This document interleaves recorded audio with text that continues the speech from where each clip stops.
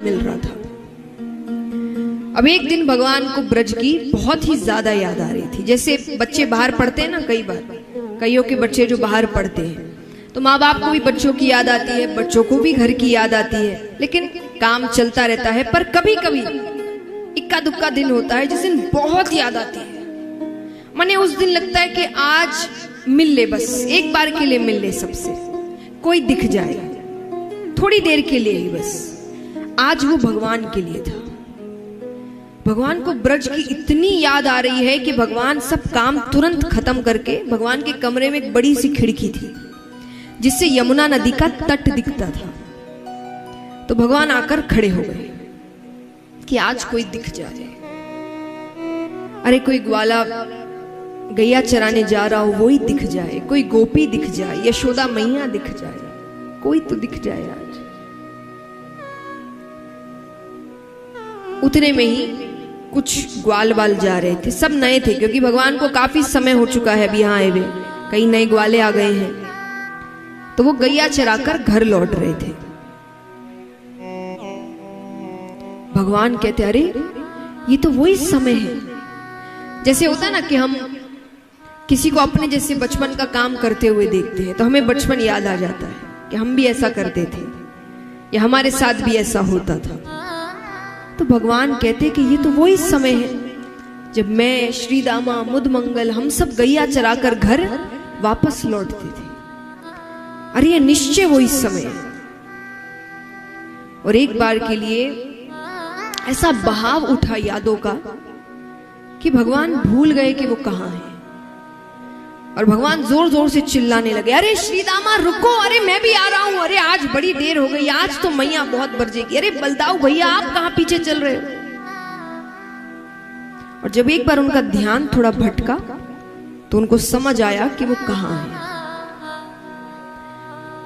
और जब समझ आया तो भगवान फूट फूट कर रोने लगे। यानी इतनी तेज रो रहे हैं भगवान कि बगल के कमरे में उद्धव जी बैठे थे, उनको आवाज पहुंच गई। वो भागते हुए आते हैं, भगवान को गले से लगा लेते हैं, प्रभु आप क्यों रो रहे हैं। भगवान कहते उद्धव मुझे ब्रज की बहुत याद आती है, मुझे गोपियों की बहुत याद आती है, मुझे नंद बाबा की बहुत याद आती है, मुझे यशोदा मैया की बहुत याद आती है। भगवान कहते हैं कि यशोदा मैया जैसी मैया युगों युगों तक किसी को नहीं मिलेगी। अरे मैं जब तक वहां रहा मैंने उन्हें एक सुख नहीं दिया। आए दिन कोई ना कोई दरवाजे पर आता, तुम्हारे बेटे ने ये कर दिया, तुम्हारे बेटे ने वो कर दिया, पर उनका प्रेम घटने की बजाय और बढ़ता गया। तुम्हें पता है एक दिन मैं गैया चराकर घर थोड़ी देर से लौटा, सिर्फ थोड़ी देर, वो मुझे गले से लगाकर रोने लगी। वो कहती कन्हैया तू देर मत किया कर, तू देर करता है ना मेरा कलेजा अपनी जगह छोड़ देता है। आज कितना समय हो गया है मुझे नहीं गए, वो कैसे रह रही होगी मेरे बिना।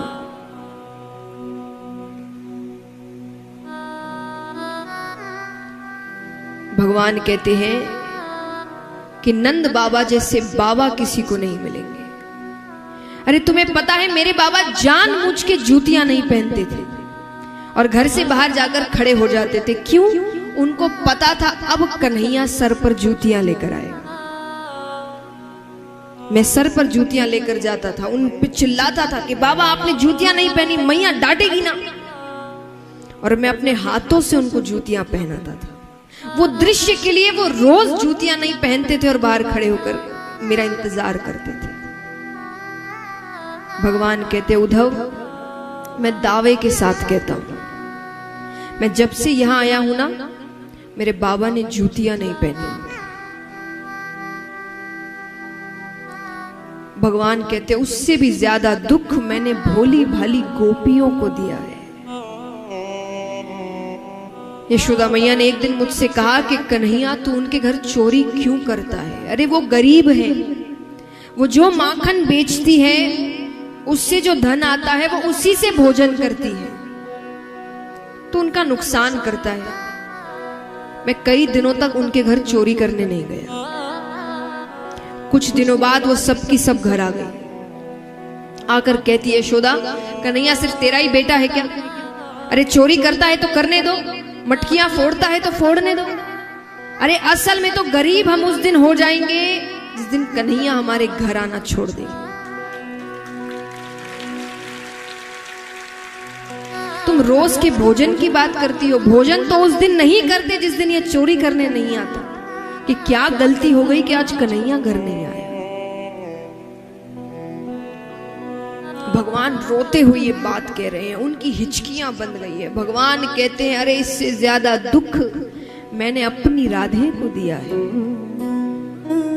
जिससे सबसे ज्यादा प्रेम किया मैंने। कितनी देर तक भगवान राधे राधे राधे राधे कहकर रोने लगे। सोचिए, भगवान ऐसी बातें कर रहे हैं जो कहते हुए भगवान रो रहे हैं, जिसको सुन के यहां कितनों की आंखों में आंसू आ गए हैं। उस वक्त उद्धव जी क्या जवाब देते हैं? उद्धव जी कहते, प्रभु इसमें इतना रोने की क्या बात है? आप उन अनपढ़ गवार ब्रजवासियों को ज्ञान से समझा सकते थे। अनपढ़ गवार। भगवान कहते, तुम्हें कैसे पता कि वो पढ़े लिखे नहीं? उद्धव जी कहते, वो कहां पढ़े लिखे होंगे, उनका काम तो दूध दही माखन बेचना है। भगवान कहते, ऐसे तो मैं भी नहीं पढ़ा ज्यादा, मैं भी 1 वर्ष ही पढ़ा। 1 वर्ष में कोई कितना सीख लेगा? उद्धव जी कहते हैं, प्रभु आप तो खुद ज्ञान है। उद्धव जी भूल गए कि जो खुद ज्ञान है वो इतने वर्षों तक उनके साथ रहा है। तो गोपियों से ज्यादा ज्ञानी और कौन होगा? जिस मौके का भगवान को इंतजार था वो मौका आज मिल गया। भगवान कहते, तुमने सही कहा, मैं उन्हें समझा ना सका। तुम ज्ञानी हो ना? उद्धव जी कहते, हाँ। बोले, तुम जाओ उद्धव, तुम ब्रज जाओ और ज्यादा लोगों को नहीं समझाना है। 3 लोग, यशोदा मैया, नंद बाबा और गोपियां, इनको ज्ञान से समझाओ कि रोना धोना प्रेम इत्यादि सब छोड़े, ज्ञान मार्ग पर चले। उद्धव जी को अपने ज्ञान पर भरोसा था। उन्होंने कहा, ठीक है। जाने से पहले भगवान ने अपने वस्त्र दिए, अपना कुंडल दिया, अपना मुकुट दिया। उद्धव ने कहा, इन सब की क्या जरूरत है? बोले, इन सब के बिना बात करना तो दूर, कोई तुम्हें देखेगा भी नहीं। क्योंकि एक बार के लिए सबको लगेगा कि मैं आ गया, तो वो अपने नेत्र उठा सकते हैं तुम्हें देखने के लिए। ठीक है, उद्धव जी जाते हैं, प्रवेश करते हैं ब्रज में। तो कुछ गोपियां जा रही थी। उद्धव जी ने उन्हें रोका, कह रही, ये नंद बाबा का घर कौन सा है? गोपियां कहती है, मथुरा से आए हो? तुम्हें कैसे पता? गोपियां कहती है, मथुरा वासी ही पूछते हैं, वरना ब्रज में तो हर किसी को पता है कि नंद बाबा का घर कौन सा है। कौन नहीं जानेगा कि कृष्ण किस घर में रहता था? गोपियां कहती है, पथिक, ये जो जल की धारा जा रही है ना, इसके साथ जाओ। ये जहां जाकर रुकेगी वो नंद बाबा का घर होगा। और इस जल को साधारण जल मत समझना। ये जब से तुम मथुरावासी कृष्ण को लेकर गए हो ना, तब से नंद बाबा और यशोदा मैया के जो अश्रु जल बह रहे हैं, ये वो जल है। इतना रोए हैं वो, इतना रोए हैं।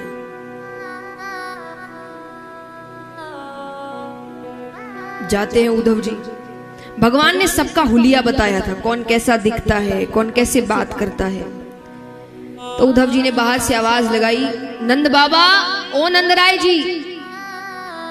तो किसी की आवाज आती है, कौन? मैं उद्धव हूं, कृष्ण का मित्र, उसका संदेश लेकर आया हूं। तो एक व्यक्ति बाहर आता है, दुबला पतला शरीर, आंखें अंदर तक धसी हुई, झुर्रियां पड़ गई है, कांपती हुई आवाज, कहो मैं नंदराय हूं। जो हुलिया भगवान ने बताया था नंद बाबा का, उससे इतना भी मेल नहीं खा रहा है। उद्धव जी प्रणाम करते हैं, नंद बाबा ने अंदर बैठाया। नंद बाबा कहते थके हुए लग रहे हो, मैं भोजन लेकर आता हूं, घर पर नहीं है। नंद बाबा गए तो उद्धव जी रसोई घर की ओर देख रहे हैं। रसोई घर में जाले पड़ गए, मानो जब से कृष्ण गया है उस घर में खाना नहीं बना है। नंद बाबा भोजन लाते हैं, उनको भोजन कराते हैं, बात करने बैठ ही रहे हैं कि इतने में यशोदा मैया की आवाज आती है कि अरे किससे बात कर रहे हो। उनकी नजर जैसे ही उद्धव जी पर पड़ी, वो एक बार के लिए भागती है, कन्हैया तू आ गया। नंद बाबा कहते कन्हैया नहीं है, मित्र है, उसका संदेश लेकर आया है। यशोदा मैया कहती है बचपन में कन्हैया जब रोता था ना, मैं सारे काम छोड़कर उसको गोद में लेती थी कि वो रोए ना, मैं उसको रोते हुए नहीं देख सकती थी। आज उसकी मां कब से रो रही है, उसके पास समय नहीं है, अपने मित्र को भेजा है। उद्धव जी कहते हैं मैया कन्हैया को खुदगर्ज मत समझना, वो आप सबको बहुत याद करता है। मैं जब यहां आ रहा था तो देवकी माता ने मुझे कहा कि यशोदा से जाकर कहना कि यशोदा धन्य है तेरे लालन पालन को। पर तूने मुझे बताया, क्योंकि जब भगवान रह रहे थे तब देवकी माता यशोदा मैया से बात करती थी कि उसको क्या खिलाऊं, उसको क्या पसंद है। तो देवकी माता ने कहा कि तूने कहा था कि कन्हैया बहुत चंचल है, दिन भर बाहर खेलता रहता है, मस्ती करता है, शैतानी करता है, पर यहां तो वो घर के बाहर कदम ही नहीं रखता। शैतानी करना दूर, मैंने उसको आज तक मुस्कुराते हुए नहीं देखा। देवकी माता कहती है तुमने कहा था कि वो खाने पीने का बड़ा शौकीन है, उसको तुम दिन में 8 बार भोजन कराती हो। मैंने एक दिन उसकी थाली में गौरस से बनी एक मिठाई रखी, जो कन्हैया थाली को हाथ जोड़कर बैठता था, उस दिन थाली छोड़कर चला गया। क्यों? वो जाकर कहता है उद्धव देव की माता से कहना मेरी थाली में गौरस से बनी कोई चीज ना रखे, मुझे यशोदा मैया की याद आती है, मुझे मेरे ब्रज की याद आती है। यशोदा मैया इससे ज्यादा सुन ही नहीं पाई, मूर्छा को प्राप्त हो गई। नंद बाबा उनको उठाकर दूसरे कमरे में सुलाते हैं। नंद बाबा कहते ये इतनी ही देर आराम करती है जब तक बेहोश रहती है, वरना पागलों की तरह ब्रज में घूमती है। हमारा कन्हैया चोरी करता था ना, तो हर घर में जाकर कहती है कि कन्हैया चोरी करने आया क्या, तुमने बांध के रखा है ना उसे, अरे उसको लौटा दो, मैं किसी का नुकसान नहीं करने दूंगी, उसको वापस कर दो। वृक्षों से कहती है तुमने कन्हैया को देखा क्या, अरे वो कहां चला गया है। गोवर्धन पर्वत से प्रार्थना करती है तुम्हें तो बहुत मानता था वो, अरे वो कहीं दिखे तो उससे कहना कि उसकी मां उसको बहुत याद करती है। उद्धव जी को अपना काम याद आता है। उद्धव जी कहते बाबा आप सौभाग्यशाली है कि कृष्ण ने आपके यहां जन्म लिया, पर वो किसी का पुत्र नहीं है, वो परम पिता परमेश्वर है, वो किसी का बेटा नहीं है। नंद बाबा कहते मैंने तो तुम्हें कोई बहुत समझदार बालक समझा था, अरे तुम तो बड़े साधारण से निकले। क्या कहा? वो किसी का बेटा नहीं है, वो भगवान है। अरे भगवान के एक लक्षण नहीं है उसमें। भगवान सबका पेट भरते हैं, अन्न का भंडार है जिसके पास, तो जिसके पास अन्न का भंडार है वो भूख से तड़प सकता है। मैंने कन्हैया को भूख से बिलखते हुए देखा है, रोते हुए देखा है। तुम कहते हो भगवान है। अरे भगवान कहते सत्य की राह पर चलो। मेरा बेटा बात बात पर झूठ बोलता है, चोरी करता है, तुम कहते हो भगवान है। और चलो मान लिया मुझसे गलती हुई कि मैंने उसको बेटा कह दिया, पर क्या भगवान से कभी गलती हो सकती है? हो सकती है भगवान से गलती? उसने मुझे बाबा कहा है, उसने यशोदा को मैया कहा है। कोई उससे अगर कह देता कि तू इनका छोरा नहीं है तो वो गुस्सा हो जाता। वो यशोदा से आकर कहता कि मैया कह दे जा मरी से कि मैं तेरो छोरो। तुम कहते हो भगवान नहीं। और अंत में नंद बाबा ने ऐसी बात कह दी जिसके बाद उद्धव जी को कुछ सूझ ही नहीं रहा बोलना। नंद बाबा कहते और चलो मान लिया मैंने कि वो भगवान है, तो तुमको लगता है कि तुम्हारा ये बता देना कि वो भगवान है मेरी विरह वेदना कम कर देगा? अरे आज तक तो मुझे लग रहा था कि मेरे बेटे ने मुझे छोड़ दिया। बहुतों के छोड़ देते हैं, पर भगवान तो है। जब हर कोई छोड़ देता है तब कौन साथ देता है? भगवान। मैं उसके भरोसे जी रहा था, पर तुमने क्या बोल दिया? तुम्हारे हिसाब से भगवान मेरा घर छोड़कर चले गए, तो अब किसके सहारे रहूं? ज्ञानी से ज्ञानी भी आपको यही समझाता है कि दुनिया में हर कोई साथ छोड़ सकता है, लेकिन भगवान साथ नहीं छोड़ते। लेकिन अगर उद्धव जी की बात माने तो नंद बाबा का घर तो भगवान ही छोड़कर चले गए। नंद बाबा कहते अरे ये क्या कह दिया तुमने? जिस विरह वेदना को कम करने आए थे तुमने तो उसमें और घी डाल दिया। नंद बाबा और रोने लग जाते। उद्धव जी को कुछ समझ नहीं आ रहा, क्या जवाब दे इस पर। वो चुपचाप वहां से चले गए। थोड़ी दूर जाते हैं कि कुछ गोपियां बैठी है, आपस में बात कर रही है। एक गोपी कहती अरे इस सोने का रथ किसका है? दूसरी ने कहा तुम्हें याद नहीं? अरे वो अक्रूर इसी रथ में तो आया था कृष्ण को लेने के लिए, अब क्या लेने आया है? गोपी कहती है कंस की हत्या हो चुकी है, उसका श्राद्ध होगा, तो मांस लेने आया होगा। श्राद्ध में मांस कौन परोसता है? अरे दैत्यों के श्राद्ध में मांस ही परोसा जाता है। चलो परोसा भी जाता होगा तो मांस यहां कहां मिलेगा? हम तो दूध दही माखन बेचते हैं। गोपी कहती है मथुरावासी बड़े होशियार हैं, इनको पता है जब से कृष्ण गया है तब से ब्रज में सब मृत घूम रहे हैं।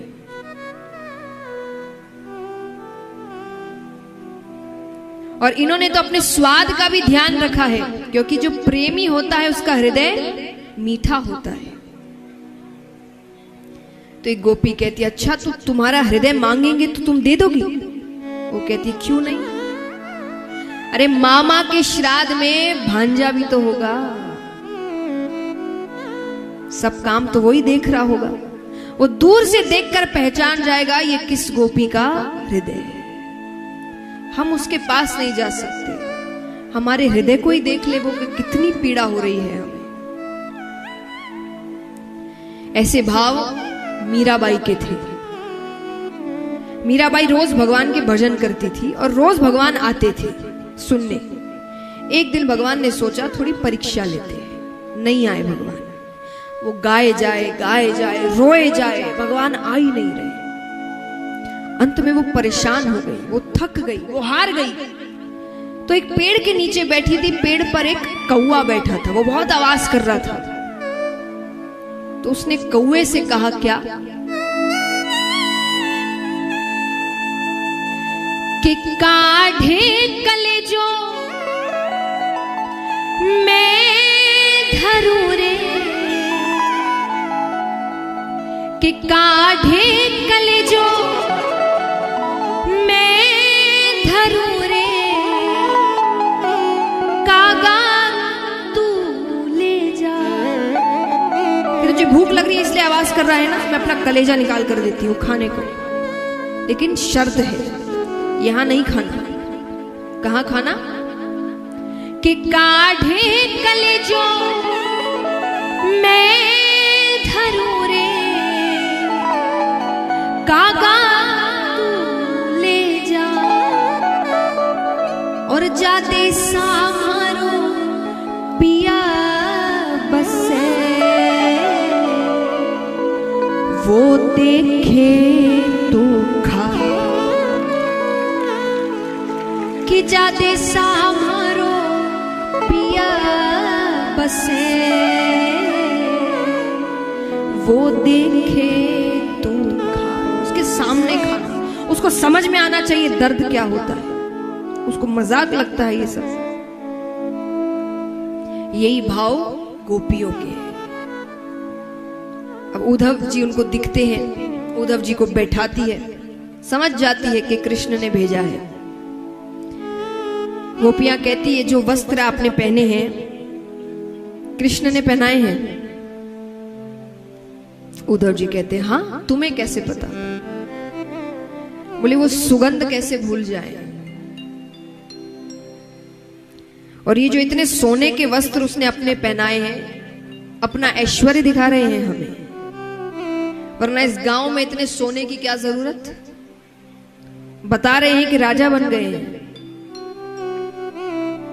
उद्धव जी कहते हैं तुम्हारे लिए संदेश भेजा है, नंद बाबा यशोदा मैया के लिए संदेश भेजा है। अरे तुम्हें समझाने आया हूं कि ये रोना धोना छोड़ो, ज्ञान मार्ग पर चलो। गोपियां कहती है उद्धव जी बड़े ज्ञानी है ना आप? हाँ। एक बात बताइए, आपने कहा मन ज्ञान मार्ग पर लगाओ। मन कितने होते हैं? दिल कितने होते हैं? एक। गोपियां कहती कब का कृष्ण को दे दिया, अब मन बचा ही नहीं कहीं लगाने को। अगर वो वापस कर दे तो ज्ञान मार्ग पर ही लगा कर देख लेंगे। हमारे पास मन ही नहीं है लगाने। अरे उद्धव जी कहते हैं ये रोध होकर कुछ नहीं होगा, वो किसी का पुत्र नहीं है, वो परम पिता परमेश्वर है, वो भगवान है, वो एक शक्ति है, उसका कोई आकार नहीं है, उसके हाथ नहीं, उसके पैर नहीं, उसकी आंखें नहीं। गोपियां कहती आंखें नहीं तो किसकी आंखों में यशोदा मैया मोटा मोटा काजल डालती थी। हाथ नहीं तो किसने हमारी मटकियां फोड़ी, पैर नहीं तो कौन हमारी गैयाओं को चराने ले जाता था। अरे इतनी मुश्किल तो उसमें हमने प्रेम रस भरा था, आप उससे फिर से रूखा सूखा बनाने पर तुले हुए। गोपियां कहती है कि इतनी मुश्किल से तो हमने उसमें प्रेम रस भरा है, और तुम ये नहीं वो नहीं आकार नहीं कर करके उसको फिर से रूखा सूखा बना रहे हो। और गोपियां कहती है चलो हम मान भी जाए, ज्ञान मार्ग पर चलना चाहिए। तो ज्ञान मार्ग पे चलकर क्या होगा बताइए? वो कहते कल्याण होगा। कल्याण होकर क्या होगा? बोले मोक्ष मिलेगा। मोक्ष मिलकर क्या होगा? स्वर्ग की प्राप्ति होगी। गोपियां कहते ठोकर मारते हैं इसे स्वर्ग को, जो हमें कृष्ण से दूर ले जाए। और अगर कृष्ण से प्रेम करने का अर्थ है कि नरक मिलेगा, तो वर्षों वर्षों उस नरक में रहने को तैयार है। उद्धव जी कहते अभी तो कह रही थी कि वो ऐश्वर्य दिखा रहा है, दिखावा कर रहा है, और अब कहती है उसके लिए नरक जाने को तैयार है। अब उसी की बात कर रही हो। गोपियां कहती है यही तो प्रेम है। कारे को छोड़ो जा सके पर कारे की कथा ना छोड़ी जाए।